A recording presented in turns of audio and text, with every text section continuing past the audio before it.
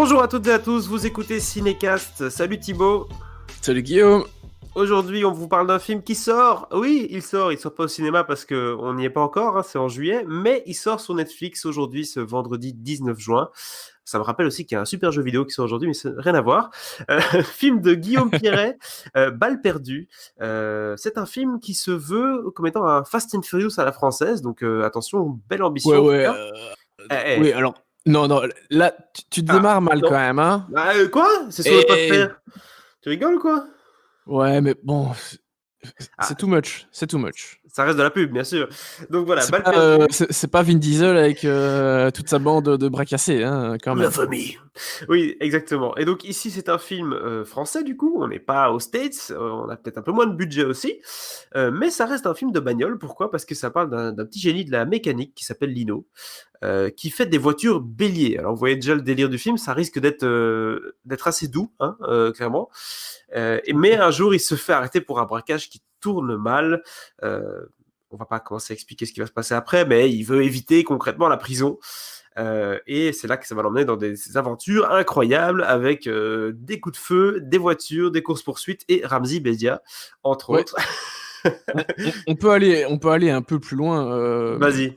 dans le synopsis sans spoiler quoi que ce soit, mais là, c'est vraiment quand même très très résumé et c'est même vraiment le tout début que tu viens de raconter. Alors, pour éviter vraiment la prison de façon classique, il y a le chef d'une unité anti-go fast qui va le recruter pour qu'il soit le mécano de son unité, parce que les flics se font avoir à chaque fois. Ils ont des bagnoles assez merdiques, qui font pas le poids. Et donc voilà, Peugeot 406. le deal, c'est qu'il aide cette unité afin de se réhabiliter par la suite, quoi. Exact. Et ça nous donne Balle perdue, un film Netflix à regarder dès aujourd'hui. On s'écoute un extrait de la bande-annonce. Ce mec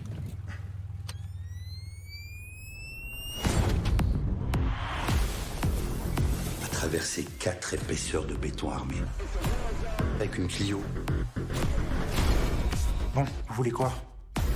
J'ai besoin de vos mécanos. Je veux arrêter ces putains de dealers. J'ai les meilleurs pilotes. Tu vas leur donner les meilleures voitures. En 6 mois, y a pas un GoFast qui nous a échappé. Alors, vitesse de pointe? De 40. Gino. Tu peux m'en dire un peu plus là-dessus, s'il te plaît? Sauf que la dernière fois que j'ai vu ce machin, c'était dans une Clio qui a fini dans une bijouterie. Alors Thibaut, comme toujours, tu as vu le film aujourd'hui même sur Netflix. Tu t'es levé très tôt ce matin avec un petit café, un Balle perdue. Ça doit être pas mal, ça. Qu'est-ce que ça donne du coup, ce film musclé français? Et surtout, qui est Guillaume Pierret? Parce que c'est un peu un inconnu au bataillon, hein. Ah oui, alors, Guillaume Pierret, je pense que c'est son premier film. C'est-à-dire que c'est quelqu'un issu de forums de cinéma, surtout, qui a réalisé quelques courts-métrages et puis d'abord plusieurs courts-métrages en seul, en autoproduction, hein, des trucs très amateurs, et puis courts-métrages produits par la suite. Et voilà, un premier film maintenant, coproduit en Belgique par Versus Productions d'ailleurs, qui débarque sur Netflix directement avec un joli casting quand même. Nicolas Duvauchel, Alban Lenoir dans le rôle principal, Rod Parado, Ramzi Bedia, Stéphie Selma, enfin voilà, il y a quand même Sympathique le des casting. jolis, Ouais. des jolis comédiens, et qui fait donc un film sur ce type qui est engagé dans une unité anti-go fast, et qui, suite à un meurtre, il va être le coupable tout trouvé. Et il va tout faire pour démontrer qu'il est innocent. C'est assez classique. Mais c'est Bah chiant oui. quand t'es déjà un coupable, entre guillemets, c'est-à-dire que tu travailles pour les flics, mais t'es quand même officiellement toujours en prison. Donc voilà, t'es pas tout net. Et donc forcément, quand t'es pas tout net de base, t'es le coupable tout trouvé. Et voilà, les choses vont se compliquer pour lui. Un Pour truc faire qui m'a simple. impressionné, c'est que quand on voit la bande-annonce, on prend conscience quand même qu'il y a une vraie volonté au niveau des courses-poursuites et des scènes de bagnole. Est-ce que cet aspect-là du film, qui est le plus vendu en tout cas, t'a plu? Est-ce que t'as retrouvé un peu cette espèce de nostalgie des films des années 90 où des voitures explosent à Paris? Ou pas trop? Ouais, si, complètement. Il y a des trucs. Alors, il n'y a pas énormément de courses-poursuites non plus, mais il y a, allez, une à deux belles séquences de bagnole. Parce que enfin, en tout cas, de courses-poursuites en bagnole. Pour le reste, c'est parfois des courses-poursuites à pied ou voilà, des combats. Enfin, il y a plusieurs choses. Et puis, il y a de l'enquête aussi, ce qui va, à partir du moment où Lino doit prouver qu'il est innocent, bah, forcément, il doit faire un certain boulot de recherche et d'enquête. Donc voilà, c'est pas de la course-poursuite en permanence avec des scènes d'action en permanence, mais il y en a plusieurs et celles qui sont présentes dans le film, elles sont vachement efficaces et je trouvais qu'elles changeaient un peu de ce que j'ai déjà pu voir. Après bon, voilà, tu renouvelles pas complètement le genre non plus, mais le fait de partir sur cette idée de faire des voitures béliers pour la police, c'est un peu différent Il y a un petit et côté du coup, kiffant quand même. ouais, il y a un côté un peu rafraîchissant, dans ce truc de scène d'action, qui fonctionne vraiment bien parce que à nouveau et ça c'est cool, c'est que c'est un film d'action qui fait 1 h 30. C'est pas très long. Ça pouvait pas être plus long en vérité, mais voilà, il essaie pas d'en faire trop. Donc il a son cahier de charges, il le remplit, hem, plutôt très bien pour certaines choses, voilà, notamment ces quelques scènes d'action. Donc voilà, ça c'est cool, c'est que tu as un bon produit, hem, propre et vraiment bien foutu, qui a de la gueule C'est un peu et qui essaie ouais. pas, d'aller au-delà de ce qu'il peut faire. Il a un cahier de charge précis, il le fait et il va pas au-delà et justement, c'est ce qui fait que le film fonctionne. Parce qu'on sait souvent que quand tu tires sur la corde, bah, voilà, ça peut se Mais casser la gueule. c'est un peu la mode de Netflix, là, j'ai l'impression ces temps-ci, c'est de donner de l'argent à des réalisateurs et réalisatrices qui sont peut-être un peu moins connus, et leur demander un cahier des charges assez strict, enfin en disant voilà, c'est vraiment ce genre de film-là qu'on va faire, quoi. Et après avoir quelques libertés au niveau de la mise en scène, je pense que c'était pas un film récemment, Extraction, un truc comme ça, avec aussi une mise en Ouais, scène un ouais. peu ambitieuse et aussi un peu entre guillemets amateur, même si c'était pas amateur, mais tu vois le genre, quoi. Ouais, mais Euh, alors, après ici, c'est un film que Netflix a acheté, hein, et Netflix l'a pas d'accord. produit de base, je pense, vu que voilà, c'est une production, purement française, enfin Mhm. coproduite, en Belgique. Heu, mais oui, on sait que Netflix fait attention aux films qu'ils achètent, enfin pas toujours, hein, parce qu'il y a quand même des grosses daubes aussi. Et Mais parfois ils voilà, achètent le fond du tiroir. ils sont là aussi pour mettre en avant certains cinémas et beaucoup du cinéma d'action, bien sûr. Et c'est plutôt une bonne chose, en vrai, hein? Au-delà de ça, au-delà forcément des courses-poursuites qui donnent bien et que le film ne parle pas que de ça, donc c'est en ça peut-être qu'il se rapproche un peu du premier Fast and Furious, qui était un film avec des scènes de bagnole, mais il y avait aussi des scènes d'enquête. Bon, c'était un peu grossier parce que c'est Vin Diesel, mais mais voilà, il y avait pas que des scènes de voiture. Là aussi, c'est pas que les scènes de bagnole, c'est aussi un côté un peu plus, je suis la taupe. Enfin voilà, il y a ce côté sous couverture et tout. Et puis, notamment, comme tu disais, le fait qu'il faut construire des voitures béliers. Est-ce qu'il y a d'autres choses qui t'ont surpris dans le film? Est-ce qu'il y a des bonnes surprises au-delà de ça?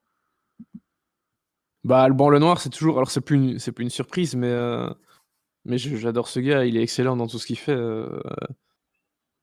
moi je suis toujours très, très client, quand je le vois au cinéma, heu, ou dans des séries aussi, hein. Il a fait quand même pas mal de séries, ou de séries sur le net aussi.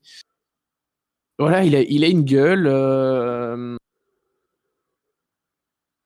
enfin, je veux pas dire, tu ou t'aimes pas, mais voilà, je trouve que c'est un acteur qui fait son petit bout de chemin depuis un moment et qui, petit à petit, tu vois quand même, qui prend de l'ampleur.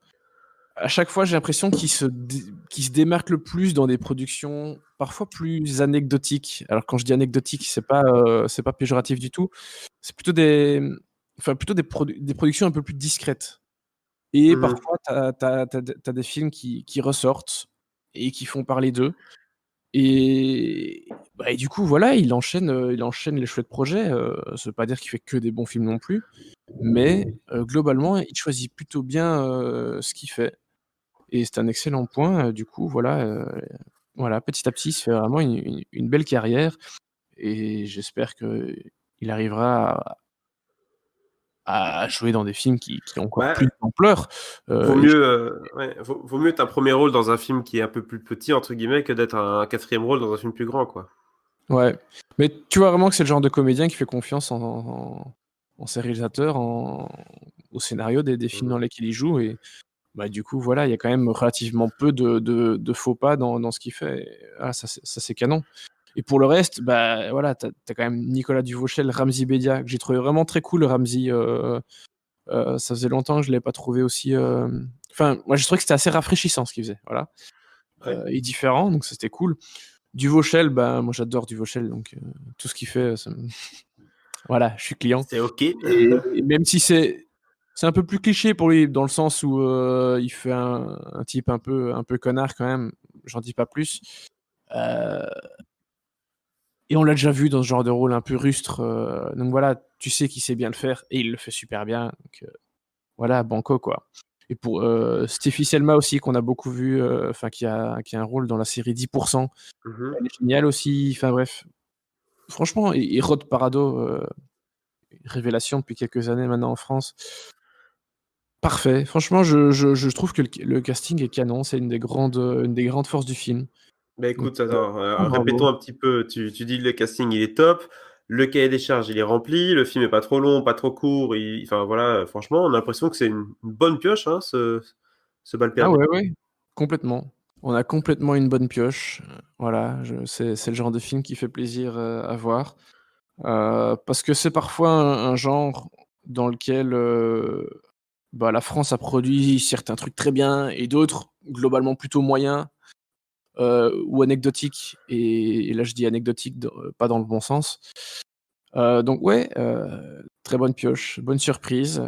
Ça fait plaisir de voir ce genre de film avec un peu d'ambition, d'un point de vue action, qui essaie de faire quelque chose d'un peu différent, parce que vraiment les scènes voiture bélier, très très cool.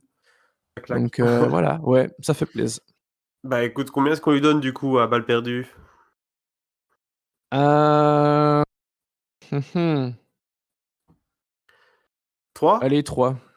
3 étoiles pour Balle perdue. On va soutenir Guillaume Piret et toute son équipe dans ce film-ci, en espérant le revoir très vite avec d'autres films qui claquent, hein, toujours dans le même registre ou autre, parce que ça fait toujours plaisir de voir des jeunes réalisateurs, ou des nouveaux en tout cas, qui viennent et qui percent avec un projet comme ça, surtout quand tu l'as expliqué, qui vient quand même des forums de cinéma à la base, donc c'est quand même cool de voir qu'il y a moyen, en partant d'un forum et en faisant des courts-métrages, de faire un film Netflix. C'est pas rien quand même. Donc bravo à lui pour ce 3 étoiles et on se retrouve très très prochainement pour une critique d'un film qui sort au cinéma en juillet sur Cinécast. Ciao ciao. Ciao.